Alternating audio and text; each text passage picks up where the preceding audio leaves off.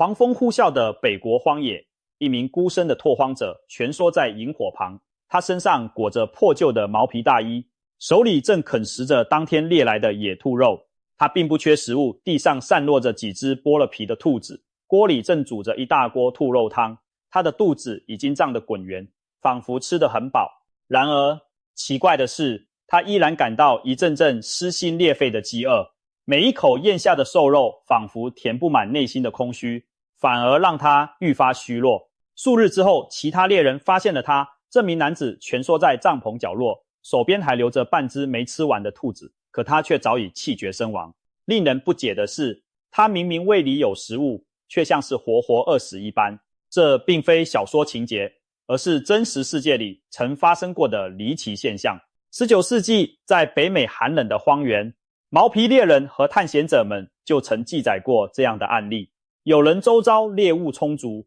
每天捕食瘦瘦的野兔充饥，最后却依然因虚弱和营养不良而死亡。这种情况在当时被称为兔子饥饿症，意思是即便有一堆兔子肉可吃，人体仍会处于饥饿状态。直到多年后，人们才逐渐明白其中的原因，原来摄入过量的蛋白质而缺乏其他营养，反而会对身体造成致命的负担。时光飞逝到现代，我们或许不再深陷荒野求生的绝境，但兔子饥饿症的阴影仍可能以另一种方式出现在你我生活中。你是否听过有人为了快速减肥，每天狂灌蛋白粉，3餐只吃水煮鸡胸肉和水煮菜？他们以为蛋白质吃得越多越好，脂肪和碳水越少越健康。然而几天后，他们可能会开始出现奇怪的症状，明明吃很多蛋白质，却依旧觉得饿，甚至感到反胃、腹泻、浑身乏力，严重时连头发都大把大把的掉落。这正是现代版的兔子饥饿症正在上演。究竟为什么吃得饱还会饿死？为什么高蛋白质的饮食反而让人体陷入危机？要解开这个谜团，我们得先从什么是蛋白质中毒说起。兔子饥饿症听起来稀奇古怪，实际上它是营养学上一个著名的极端案例。它的正式名称叫做蛋白质中毒，又称为恶性营养不良。在学术上，这指的是长期摄入过多瘦肉蛋白而缺乏足够脂肪和碳水化合物时出现的一系列病症。换句话说，如果一个人的饮食中绝大部分都是蛋白质，而几乎没有脂肪和碳水，哪怕他看似吃很多，身体仍然会因为能量和营养失衡而出现严重的饥饿状态。这个名词源自于早期拓荒者和北极探险家的观察，在极端环境下，他们有时被迫只能以极瘦的野兔或其他瘦肉为食。兔肉是出了名的高蛋白，几乎不含脂肪的食物。如果一个人几天甚至几周只能吃瘦兔肉，他的身体最初能勉强维持，但很快就会亮起红灯。探险日志中描述过这样的情景，吃进肚子的兔肉再多，还是感到难以抑制的饥饿，接着出现头昏、疲倦、烦躁，然后是止不住的腹泻、恶心、呕吐，身体迅速的日渐消瘦衰弱，最后可能会因器官衰竭而丧命。为何特别是兔子成了这种饥饿症的代名词呢？原因就在于兔肉的营养组成非常极端，蛋白质含量极高，但脂肪含量极低。一只野兔的肉可能有将近1/4是蛋白质，可脂肪却不到几个百分点。当年法国的皮毛猎人甚至还给这种现象起了个名字，叫 Merde Caribou 驯鹿病。因为驯鹿在瘦的季节里脂肪极少，只吃那种瘦肉也会出问题。但兔子饥饿症这个通俗的称呼更形象地说明了问题。如果你的食物像兔肉一样瘦得没有油水，你吃再多也会饿。要强调的是，兔子饥饿症并不是指一般意义上的挨饿，而是一种特殊类型的营养失调。它跟平常我们说营养不良缺乏蛋白质，例如有些贫困地区孩童因缺蛋白出现水肿的夸西奥科病，恰恰相反，兔子饥饿症患者摄入的蛋白质很多，但正是太多的蛋白、太少的脂肪和碳水导致了代谢失衡，身体出现的一系列反应，可以说是被蛋白质毒到了。说到这里，你可能会疑惑，蛋白质不是人体必须的营养素吗？我们每天不是都需要吃足够的蛋白质才能长肌肉、修复组织吗？怎么反而蛋白质吃多了会变成毒呢？要回答这个问题，我们得深入人体的机制来看看。想象你的身体是一座运转不息的工厂，食物就是燃料和原料，蛋白质、脂肪、碳水化合物这三大营养素各司其职。碳水化合物就像干柴或煤炭，燃烧迅速，提供直接的能量；脂肪则像高效的燃油，能量密度高，是储备燃料和长效能源。而蛋白质更像建筑材料，用来构筑身体的肌肉、酵素、细胞结构等，平时也能当燃料烧，但并不是最理想的能源。正常情况下，我们的身体会主要用碳水和脂肪来提供热量，蛋白质主要拿来建造和修复身体组织。当然，在缺乏碳水化合物时，身体也有备用方案，可以把蛋白质拆解来供能。可是，这就像把木材家具拆下来当柴烧一样，是不得已的应急措施。如果一个人只吃瘦肉蛋白而不摄取脂肪和碳水，身体会发生什么？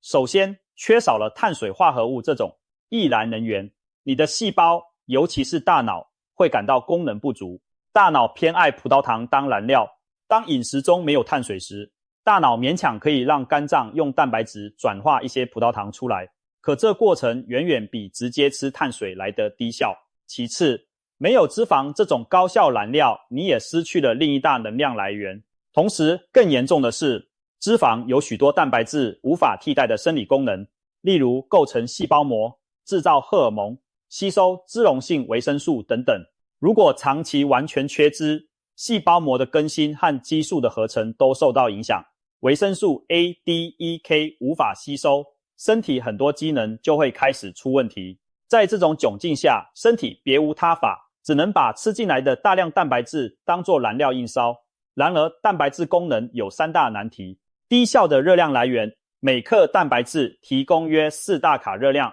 远低于每克脂肪9大卡的能量密度。如果全部靠蛋白质供能，你得吃下非常大量的蛋白质才能凑够身体所需的热量。但人在极端高蛋白饮食下，其实很难摄入足够的热量，因为纯瘦肉非常干硬，难以大量吞食，胃容量有限。你可能感觉撑得难受，但实际上热量仍不足。这就是为何前述的拓荒者肚子撑满仍然饿，他的胃里装满了低脂肪、高蛋白的食物，体积大但提供的能量不足，身体依旧处在能量饥荒中，产生有毒废料。蛋白质在体内分解功能时，会产生大量含氮的代谢废物，主要是氨。氨对人体是有毒的，需要肝脏赶紧把它转化为尿素，然后由肾脏通过尿液排出体外。正常饮食下，肝脏和肾脏有条不紊地处理这些废物，但当你摄入超过肝肾负荷的大量蛋白质时，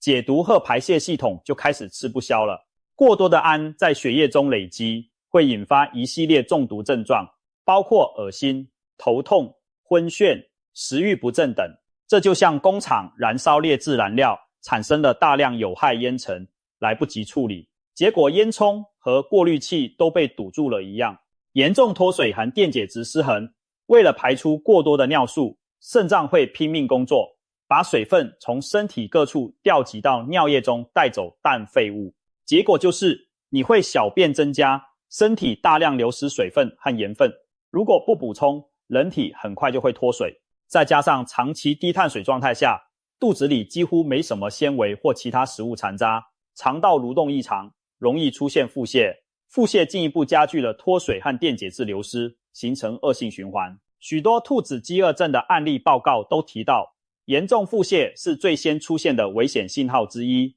简而言之，没有脂肪和碳水陪伴的蛋白质，大量吃进去反而成了累赘。身体既得不到足够能量，又要设法处理多余蛋白质带来的毒副作用，结果就是越吃越累，越吃越饿。从外表看，人会逐渐出现典型的症状，整天疲倦无力，头昏眼花，尽管胃里有食物，却总觉得饿得慌，特别想吃油水或淀粉。接着是止不住的腹泻、反胃、恶心，甚至情绪烦躁，心跳减慢，血压降低。如果此时还不改善饮食，持续下去可能导致体重迅速下降到危险程度，免疫系统崩溃，最后重要器官因为养分和能量严重不足而衰竭。值得一提的是，当人陷入这种状态，对脂肪的渴求会变得异常强烈。19世纪的探险家们记载过这样的细节：当人长时间只吃瘦肉时，哪怕平时看到油腻的肥肉会反胃，此时也会饿得觉得纯肥肉块吃起来无比美味，甚至可以一口气吞下大量油脂而不觉得恶心。这是身体在绝望地发出求救信号，迫使你去寻找脂肪。从达尔文到极地探险家都观察到了类似现象，没有脂肪，人会饿疯了似地想吃油。达尔文在其游记中提到，南美的牧民高桥人长期以牛肉为生，但吃下大量脂肪，他们极讨厌干柴一样的瘦肉，宁可大口吃油膏。而极地探险家史蒂芬森也记述过，当地的印第安猎人如果一段时间内只能吃瘦瘦的野兔或鹿肉，没有获得其他肥油，过不了多久，全族人就会出现所谓的脂肪饥荒、腹泻、头痛、浑身无力、内心煎熬般的饥饿感，迫使他们铤而走险远行，寻找任何可能含脂肪的猎物。史蒂芬森自己也险些中招。有一次他在野外状况所迫，连续3天只吃极瘦的鹿肉，结果开始上吐下泻。他立刻意识到发生了什么，赶紧设法弄到了带脂肪的肉食，吃了几块海豹肥膏，症状竟奇迹般在2天内消失。这段经历后来成为营养学史上的重要一笔证据。了解了以上原理，再回头看兔子饥饿症就不再神秘了，它其实是人体代谢机能被逼到极端后的崩溃警报。长期缺乏脂肪和碳水，过量蛋白质让身体无法正常运转，最终导致严重营养失衡和中毒。从前面的描述可以看到，兔子饥饿症并不是瞬间发生的，通常一个人必须在好几天持续只摄入几乎纯蛋白质的状态下，才会逐渐进入这种恶性循环。头几天可能还撑得住，但1周左右身体就会撑不下去。如果能及时的吃到一些脂肪或碳水，比如哪怕1勺油、1块肥肉或一些淀粉块根，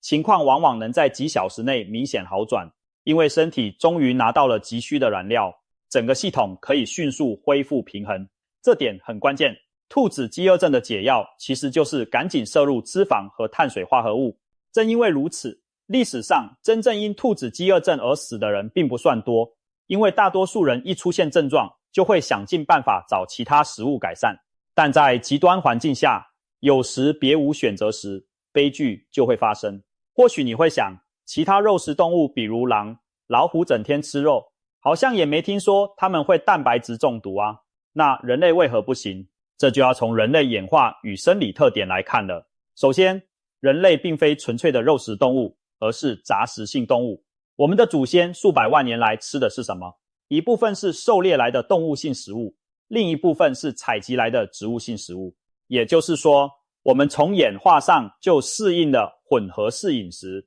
当然，在远古时代，食物供应因环境不同而差异很大，有的地方肉食多，有的地方果实多，但总的来说，人类很少长期只吃纯瘦肉。即使在冰天雪地的北极，因纽特人和极地的原住民除了吃瘦肉，还会吃很多鱼油、海兽油、骨髓和器官里的脂肪。在非洲草原上，狩猎采集者除了动物肉，还会挖野薯、采蜜。在温带地区，农耕社会更是以谷物和块根等碳水为主食，偶尔配以肉类。换言之，人类历史上的饮食结构几乎都涵盖了蛋白质、脂肪、碳水三者的某种组合。我们的身体也据此进化出对各种营养的需求。蛋白质固然重要，但脂肪和碳水同样不可或缺。有趣的是，人类对不同营养的渴望程度并不一样。从演化角度来说，脂肪和糖类在远古比较稀缺且宝贵，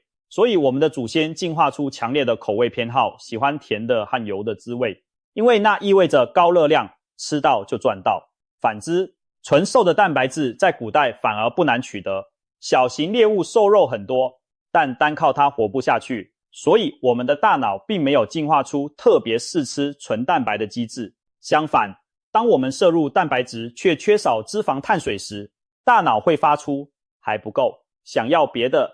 信号。这就是为何蛋白质带来的饱足感在营养失衡时会失效。你虽然胃撑了，但脑子不满意，因为缺少它真正需要的东西，能量和某些营养。这种不满足会表现为强烈的馋，特别是对油腻食物或高碳水食物的渴望。我们也可以从野生动物的取食行为看出端倪。许多肉食兽猎杀一头猎物后，并不是先啃瘦肉充饥，而是本能的先吃脂肪最丰富的部分，比如内脏、脑髓、皮下脂肪。狮子吃猎物常常先掏肝脏，因为其中富含脂肪和维生素。北极的极地狼和熊最喜爱猎物的脂肪厚的部位，对他们而言，脂肪才是最宝贵的奖励，瘦肉反而没那么抢手。如果一头猎物实在太瘦，肉食动物也会感到不满足，甚至弃之而去寻找别的猎物。人类的原主其实也类似，猎到大型动物时，往往特别珍惜肥美的部分，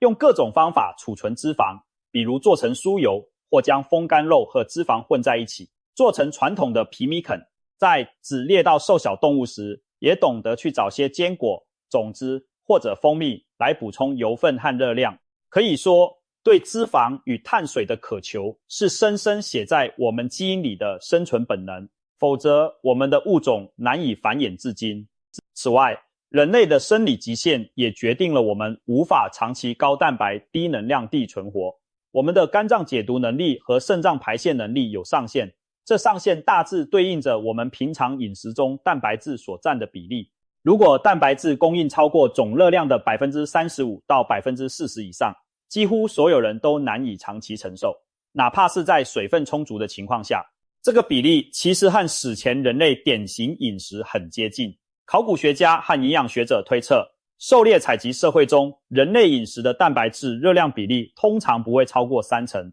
多数时候更低，因为一定会搭配采集来的蜂蜜和水果或动物的脂肪。当现代人尝试去吃远高于这个比例的蛋白质时，身体自然会发出强烈抗议。演化从未要求我们适应那种状态，所以我们也没有那样的基因和内脏去应付无止境的蛋白质负荷。关于兔子饥饿症的传说，可不只是少数个案，而是多次在不同地点被观察到的现象。历史上有不少引人深思的案例，让我们真实地看到蛋白质中毒的威力。北美皮毛猎人的悲剧。19世纪时，欧洲人远赴加拿大北部开发毛皮贸易。漫长寒冷的冬季里，他们经常补给不足，只能就地猎杀小动物充饥。据哈德逊湾公司当年的记录，有些猎人因雪深难以找到浆果或其他食物，只能日复一日地抓兔子吃。起初他们庆幸至少有东西填饱肚子，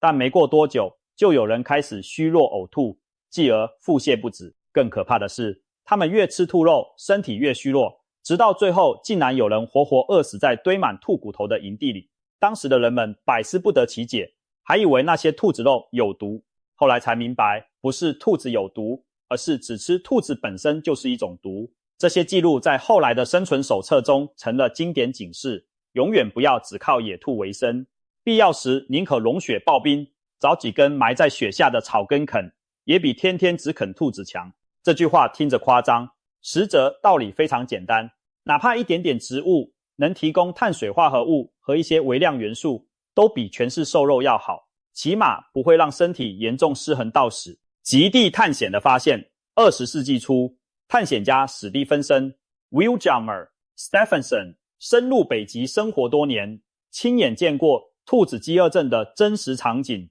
他曾记述，北极森林地区的原住民如果一段时间内只能吃瘦瘦的野兔或鹿肉，没有获得其他肥油，过不了多久，全族人就会出现所谓的脂肪饥荒、腹泻、头痛、浑身无力、内心煎熬般的饥饿感，迫使他们铤而走险，远行寻找任何可能含脂肪的猎物。史蒂芬森自己也险些中招。有一次，他在野外状况所迫，连续3天只吃极瘦的鹿肉，结果开始上吐下泻。他立刻意识到发生了什么，赶紧设法弄到了带脂肪的肉食，吃了几块海豹肥膏，症状竟奇迹般在2天内消失。这段经历后来成为营养学史上的重要一笔证据。史蒂芬森在1928年甚至接受了美国一项科学实验的邀请，在纽约贝尔维尤医院里，由医生监控，进行了1年全肉饮食试验。他和同伴在那1年里只吃肉，不碰蔬菜、水果。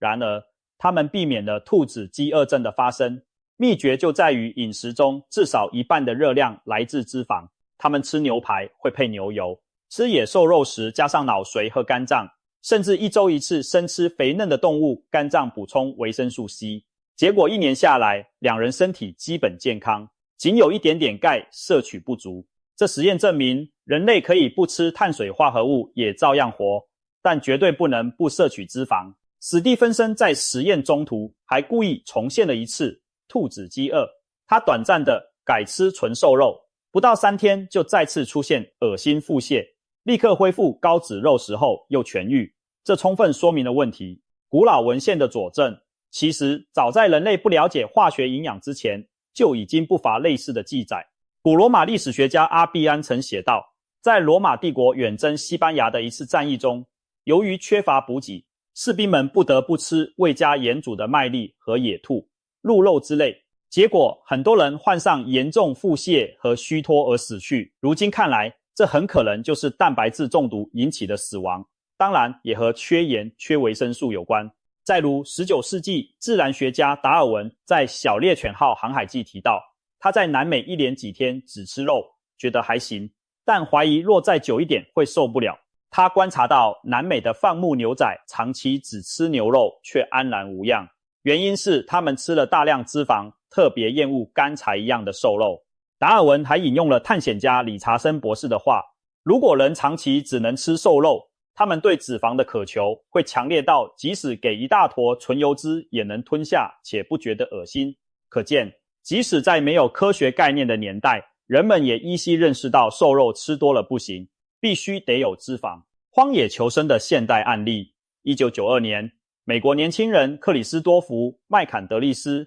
孤身进入阿拉斯加，荒野的故事曾被改编为书籍和电影《荒野生存》。他最终被发现饿死在一辆废弃巴士里，年仅24岁。有人推测，除了他当时误食了有毒种子外，另一个重要原因可能是他主要以打猎得来的松鼠、野兔和豪猪等瘦肉充饥，导致严重的营养失衡和衰弱，也就是部分符合兔子饥饿症的特征。虽然关于他死因的细节仍有争论，最新研究倾向于认为那种野豆子种子的神经毒素起了大作用，但无论如何，缺乏脂肪和其他热量来源的单一高蛋白饮食，使他的身体在恶劣环境中逐渐不知倒地。这点几乎可以肯定。从这个悲剧中，我们再一次看到，哪怕你胃里有些食物，如果营养失衡到了极端，一样可能因饿而死。喝猪油救命的故事，加拿大作家法利莫沃特 Farley Mowat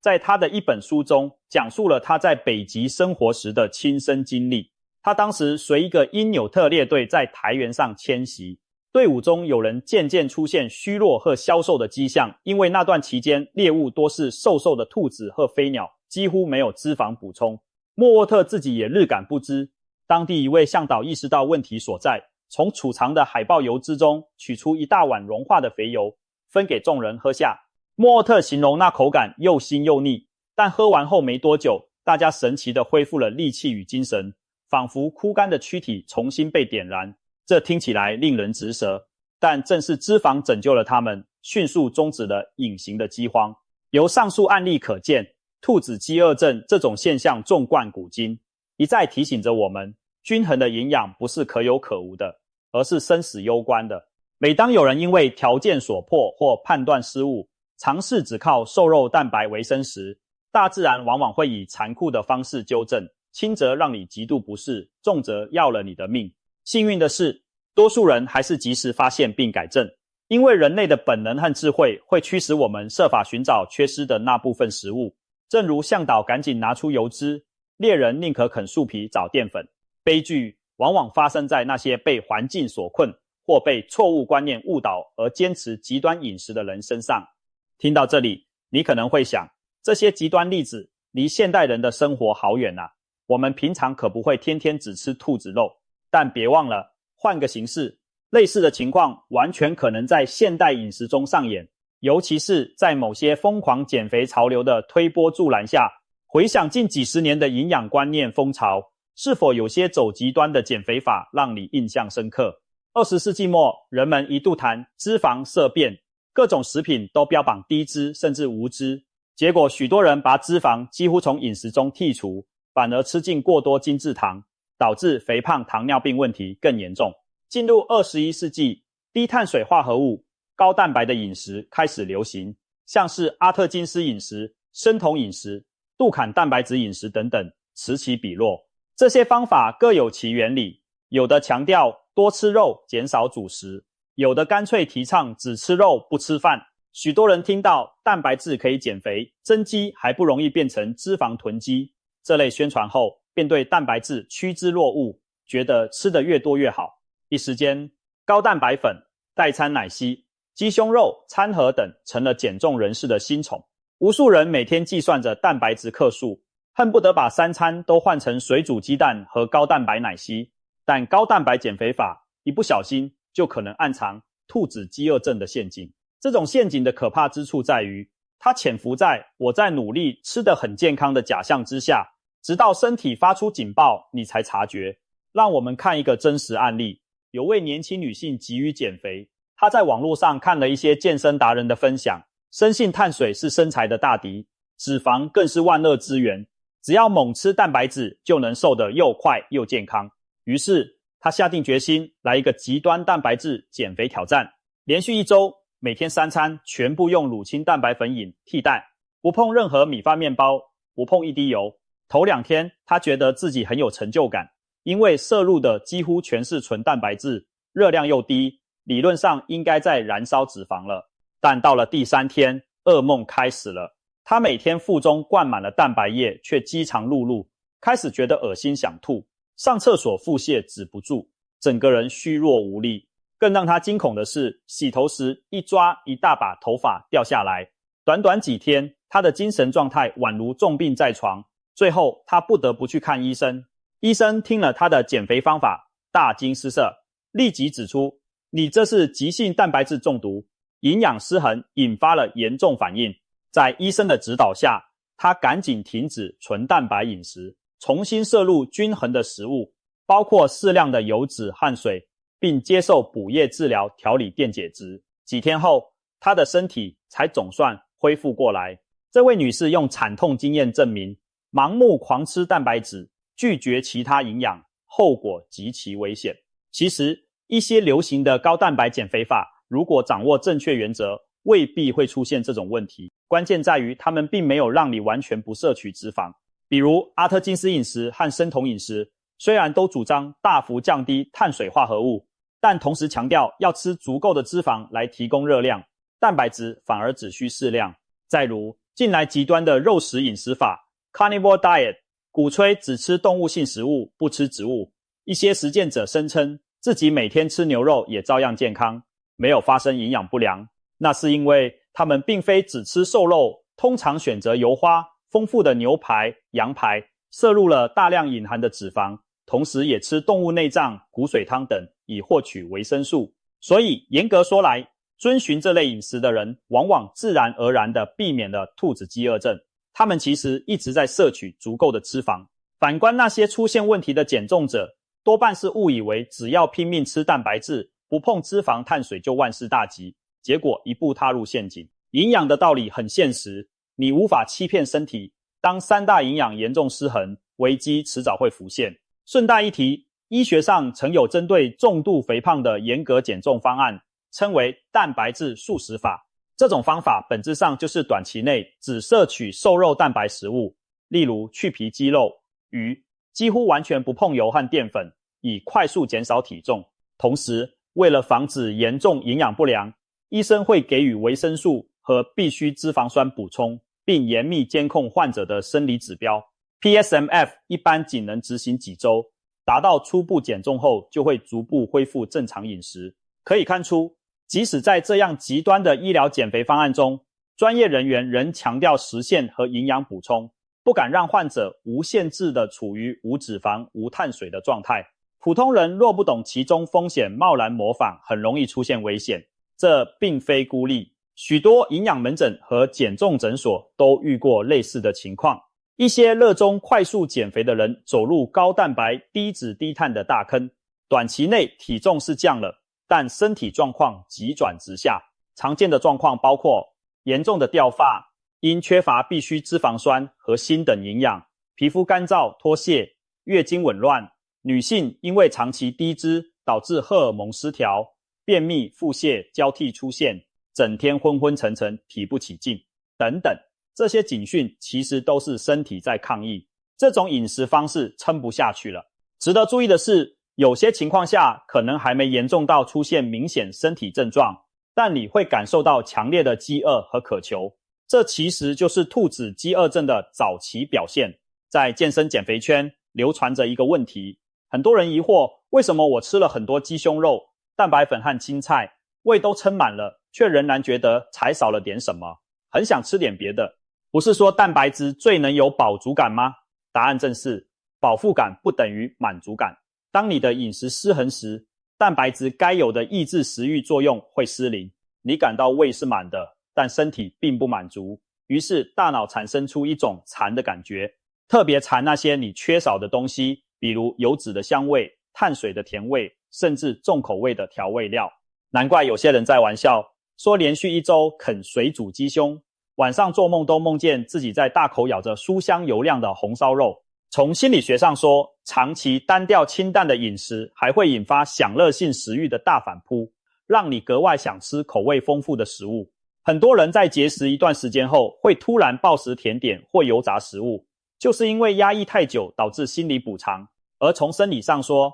当你几乎不碰碳水、脂肪时，血糖长时间维持在较低而平稳的水平。这看似好事，但大脑偶尔其实需要一些血糖的小波动来获得愉悦感。完全没有糖分的刺激，大脑反而会促使你产生渴望。所以那种我明明吃得很饱，但就是嘴馋难耐的感受，正是在敲响警钟。你的身体需要改变策略，均衡一下饮食，满足一下营养需求和味蕾，否则迟早会出问题。另外，高蛋白饮食对肾脏和肝脏的考验也不容忽视。正常人如果适度提高蛋白质摄取，一般肾脏可以代偿，但若长期保持极高的蛋白质比例，肾脏要不停超负荷工作去排蛋，无疑像马达一直处于高转速加班状态。对于原本就有肾病的人来说，这可能加速肾功能恶化。肝脏方面也是类似道理，长期高蛋白会使肝脏更忙于氮代谢，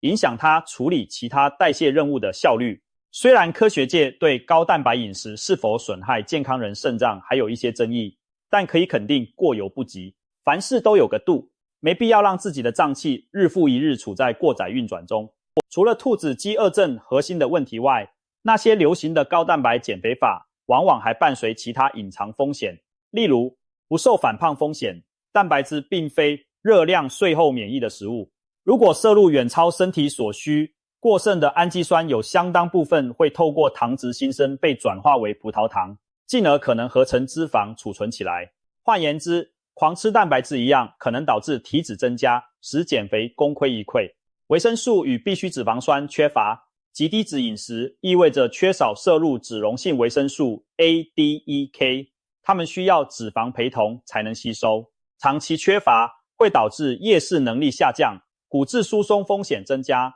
免疫力降低，凝血功能异常等。缺少 Omega-3 等必需脂肪酸，可能造成皮肤干燥、发质不良、情绪低落，甚至轻度抑郁。因为这些脂肪对大脑和神经系统极为重要。骨质流失，有研究指出，长期摄入过量蛋白质，特别是大量动物性蛋白，会导致钙质从尿液中流失增加，可能对骨骼健康产生不利影响。尤其当饮食中缺乏钙质来源，且蔬菜水果摄取不足时，高蛋白带来的酸负荷会迫使身体动用骨骼中的矿物质来中和，时间久了可能提高骨质疏松风险。不过，若同时摄入足够的钙和蔬果，碱性食物可以抵消这种影响。心血管疾病风险，如果高蛋白饮食的来源是大量的红肉和加工肉类，如牛排、培根、香肠，其富含的饱和脂肪和胆固醇，以及烹调过程中可能产生的有害物质，会增加患心脏病和中风的风险。当然，这属于高蛋白饮食的另一种极端情况。高脂高蛋白与本文讨论的低脂高蛋白并非同一类，但仍需警惕，因为不少人减肥心切乱用方法，可能从一个极端跳到另一个极端。消化问题，膳食纤维通常存在于碳水化合物食物，如全谷物、豆类、水果蔬菜中。极端高蛋白饮食往往伴随极低碳水化合物，会导致膳食纤维摄入不足，引发便秘、肠道菌群紊乱等问题。此外，一些人过量饮用乳清蛋白营养品，可能因乳糖或添加物耐受不良而出现腹胀、腹泻、代谢紊乱与酮流感。在极低碳水、高蛋白的饮食初期，身体转向以脂肪和蛋白质功能，可能导致头痛、口臭、疲劳、烦躁等类似流感的症状，被称为生酮感冒。严格说来，这是身体进入燃烧脂肪模式的适应反应。但如果此时饮食中脂肪摄入也不足，身体既缺糖又缺足够酮体，这种不适状态可能更严重。慢性疾病风险，世界卫生组织已将大量摄入的加工肉类列为1级致癌物，将红肉列为2A 级可能致癌物。长期以培根、香肠、牛排等作为主要蛋白质来源，可能提高某些癌症如大肠癌的风险。另外，长期饮食结构失衡也可能导致胰岛素抵抗等代谢问题。当然，我们并不是说多吃蛋白质绝对有害，蛋白质对人体非常重要，适量摄入蛋白质对减肥和健康都有益处，比如增强饱足感、维持肌肉量、提高代谢率等等。但适量是关键词。营养专家通常建议，一般久坐成人每公斤体重摄入 0.8 到 1.2 克蛋白质即可满足需求。运动员或特殊人群可稍高。在任何情况下，长期每日每公斤体重超过2到3克蛋白质都属于非常高的摄入，应该谨慎对待，除非有医生或专业营养师监督。同时，蛋白质的来源也讲究质量和多样化，鱼类、禽肉、蛋类、奶制品、豆制品、坚果都可以提供优质蛋白，不必一味狂灌蛋白粉或只啃单一的肉。更重要的是，蛋白质并不能取代其他营养，减重也好，健身也罢，终究要遵循人体运作的原理。极端饮食可能短期让体重计上的数字下降，却可能在背后偷走你的健康，这绝非聪明之举。设想一下，一个人辛苦减肥10公斤，却把头发也掉光了，月经停了，面无血色，提早进入更年期，这样的瘦有什么意义呢？真正科学的减重应该是充分利用蛋白质的优点，比如增加每餐的蛋白质比例以增饱足，同时也兼顾脂肪和碳水的最低需求，绝不走极端。既然无论从演化、本能还是科学角度，人类都需要多元且均衡的营养，那么在实践中，我们该如何吃才能既瘦身又不伤身呢？答案其实很简单，远离任何将某一营养素妖魔化的极端饮食法，遵循均衡饮食原则，根据自己的生活方式调整比例。首先，了解主流营养建议给出的宏观营养素比例范围。世界各国的营养指南其实都很接近，建议成年人每日总热量中，碳水化合物约占 45% 到 60%， 脂肪占 20% 到 35%， 蛋白质占 10% 到 20%， 其中蛋白质部分对于每公斤体重 0.8 克左右，运动多可适当提高。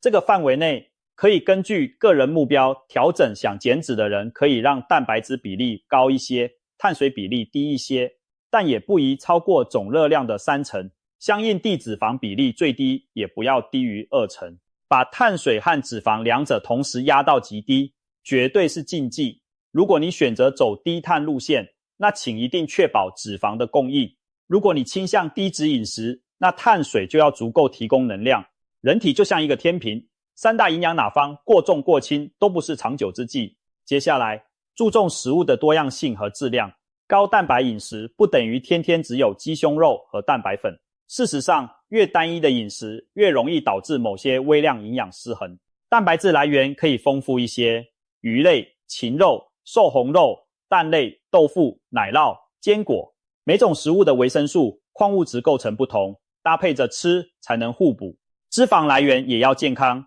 尽量选择不饱和脂肪，比如橄榄油、酪梨、牛油果、坚果、深海鱼，这些不仅提供热量，还富含对心血管有益的脂肪酸。碳水来源则以高纤维的复合碳水为主，如全谷杂粮、豆类、薯类，搭配蔬菜水果一起摄取，既能提供稳定能量，又避免血糖大起大落。再次倾听身体的讯号，如果某种饮食策略让你出现持续的负面感觉，比如极度疲倦、失眠、情绪低落、便秘严重、持续性暴食、渴望等，那就意味着你的饮食可能不太适合你，需要调整。以高蛋白减肥为例，如果你发现每天吃很多蛋白质仍然很饿，很想吃东西，别坚持错误的方向了，适当增加一点优质脂肪或健康碳水，很可能反而帮助你控制食欲和持续的减重。减肥不是和自己的生理需求对抗，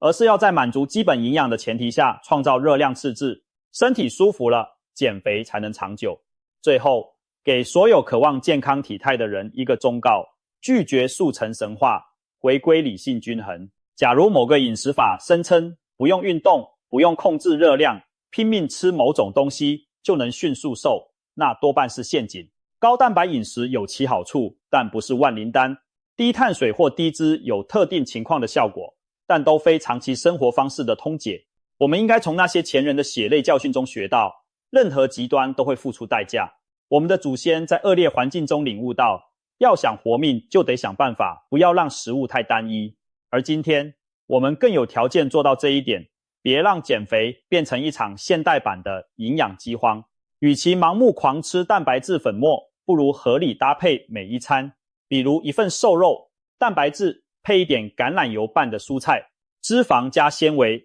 再来半碗薯泥或糙米，碳水化合物。这样均衡的一餐，既能给你肌肉所需，又能让你有力气、有精神，长远看才能瘦得健康。在这趟探索兔子饥饿症的旅程中，我们看到了故事，看到了科学，更看到了人类和食物之间千丝万缕的联系。那位北国荒野中抱着兔肉却饿死的猎人，用生命给我们敲响警钟，而时下无数执迷于极端饮食的减肥者，也在用自己的身体做实验，最终得出的结论出奇的朴素，均衡才是硬道理。我们无法也不应逆着人类演化的本质去减肥或生活，把某一种营养素当作洪水猛兽，另一些当作万灵丹，都是片面的。蛋白质中毒这概念之所以发人深省，就在于它提醒我们，营养过剩与营养不足有时仅一线之隔，物极必反，适可而止。蛋白质吃太少固然不好，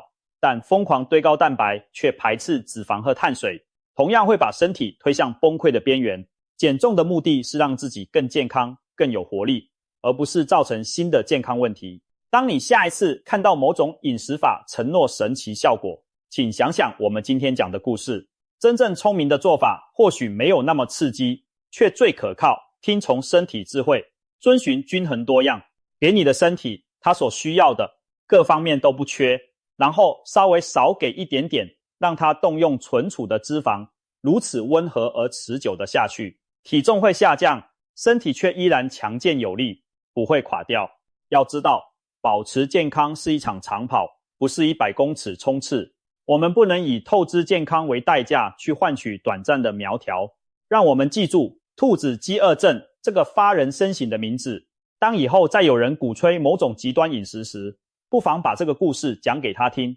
告诉他曾经有个人吃着吃着把自己给饿死了。这并非笑谈，而是对我们每一个人的告诫。愿我们都不再重蹈这样的覆辙，愿健康与美丽并行，而不是互相背离。适当的吃肉，适当的吃饭，也别忘了补点油，在均衡中瘦下来的身体，才会让你由内而外的感到轻盈和有力量。